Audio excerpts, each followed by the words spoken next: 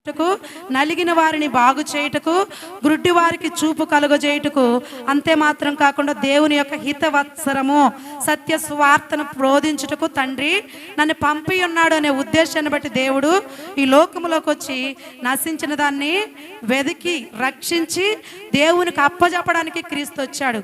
అంత మాత్రమే కాకుండా బంధించబడిన వారిని విడిపించబడానికి దేవుడు వచ్చాడు. ఇక్కడ 18 ఏళ్ల నుంచి ఈ స్త్రీ దేని చేత బంధించబడిందంటే దెయ్యము చేత, ఒక ఆత్మ చేత 18 సంవత్సరాల నుంచి బంధించబడి ఉంది. అలాగ బంధించబడిన వారిని కోసం దేవుడు వచ్చాడు.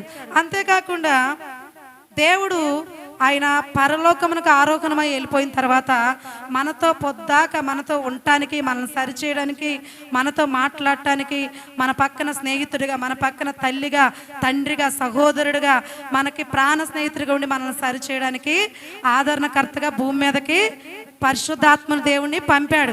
ఎందుకు పంపాడంటే మనల్ని సరిచేయడానికి. ఎవరైతే ప్రయత్నం చేస్తూ ఉంటారో, ఎవరైతే నిలబడడానికి స్థిరంగా ఉంటారో, ఎవరైతే దేవుని కంటే ఎక్కువగా దేన్ని కూడా చూడకుండా దేవుని కోసమే బ్రతకాలి, దేవుణ్ణి స్తుతించాలి, దేవుణ్ణి ఘనపరచాలి, ఆయన మాత్రమే హెచ్చించాలి అని ఎవరైతే సంపూర్ణమైన నిర్ణయాన్ని కలిగి, దేవుడు చూస్తున్నాడనే భయం కలిగి